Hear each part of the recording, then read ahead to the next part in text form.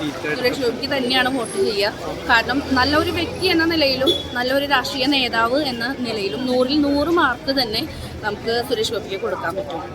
ഇപ്രാവശ്യം സുരേഷ് ഗോപി ജയിക്കും എന്നുള്ള പൂർണ്ണ വിശ്വാസം ഞങ്ങൾക്കുണ്ട്.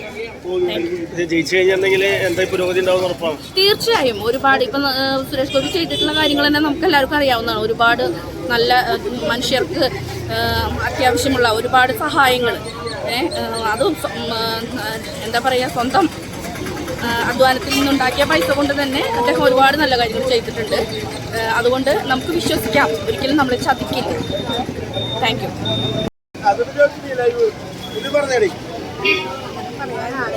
ആളുടെ പ്രവർത്തനമൊക്കെ നല്ല പ്രവർത്തനമാണ്. ആള് ചെയ്യുമെന്ന് പറഞ്ഞത് ചെയ്തിരിക്കും.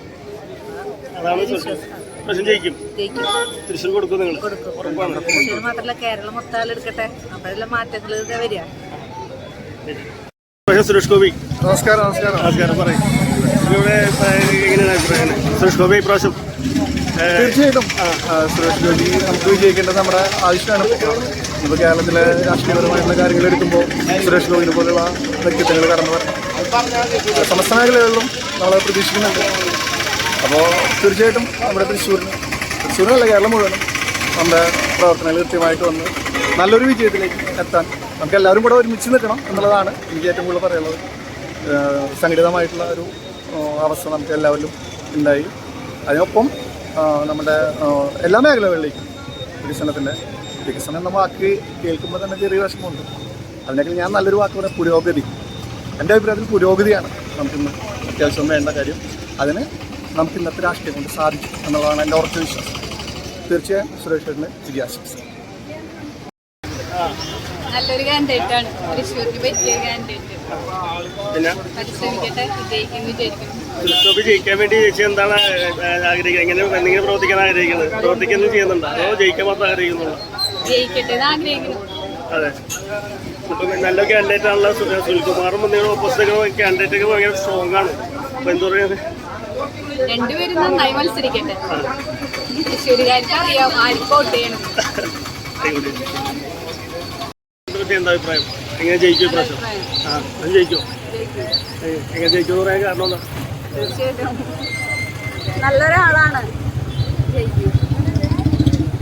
ചേട്ടാ എന്തുകൊണ്ടാണ് അതന്നെ പറയാനുള്ളത്? സുനിൽകുമാർ നല്ലൊരു കാൻഡിഡേറ്റ് ആണല്ലോ ഓപ്പോസിറ്റ്. സുനിൽകുമാറും നല്ലൊരു കാൻഡിഡേറ്റ് ആണല്ലോ ഓപ്പോസിറ്റ്. അത് പറഞ്ഞതല്ലേ, അവരുടെ ഭരണം ഇപ്പോൾ വളരെ മോശമല്ലേ. ജനങ്ങൾ പൊറുതി മുട്ടിയിരിക്കല്ലേ അതിൽ അവരുടെ ഭരണത്തിൽ. ഇനി അതിൽ കൂടുതൽ ഇനി എന്ത് വേണ്ട ജനങ്ങൾക്ക്? ഇപ്പോൾ ഏറ്റവും നല്ല ഒരു കാൻഡിഡേറ്റ് അല്ലേ സുരേഷ് ഗോപി.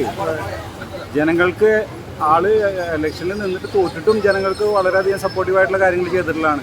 ഇനിയിപ്പോൾ ആള് ജയിച്ചാൽ തന്നെ ഒരു കേന്ദ്രമന്ത്രിയല്ലേ വരിക. അപ്പോൾ ജനങ്ങൾക്ക് കേരളത്തിന് തന്നെ അത് വലിയൊരു നേട്ടമല്ലേ.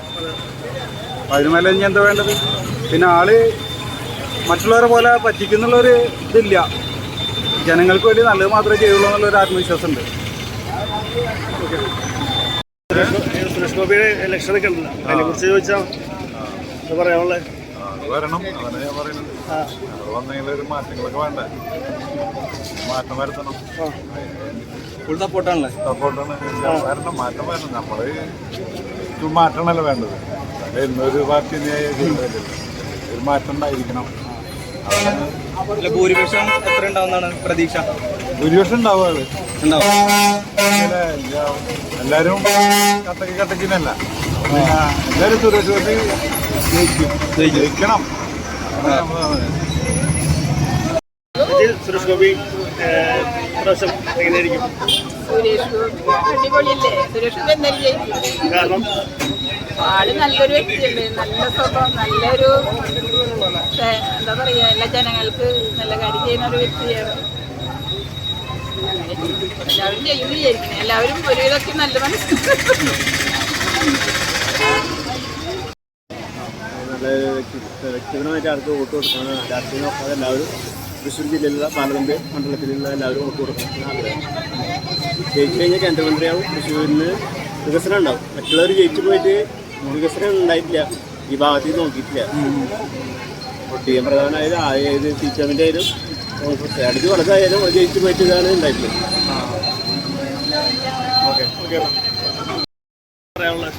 ഇലക്ഷനൊക്കെ ജയിക്കും. ജയിക്കുന്നത് എന്താ ഉറപ്പുള്ളത്? പ്രതീക്ഷയാണ്. പ്രതീക്ഷയാണ്. അപ്പൊ ജയിക്കാൻ വേണ്ടി എന്താ ചെയ്യണത്? ഇനിയെങ്കിലും ആൾക്കാർ നല്ലൊരു തീരുമാനം എടുക്കുന്നു വിചാരിക്കും. ജയിക്കുമ്പോഴൊക്കെ പറയാനുള്ള കാരണം ജയിച്ചു കഴിഞ്ഞാൽ എന്തെങ്കിലും നാടുകളിൽ ഗുണത്തിലുണ്ടോ? ഗുണം ഈ നാടിനെ തന്നെ ആൾ പറയുന്നത് എല്ലാം നിറവേറ്റുന്നു.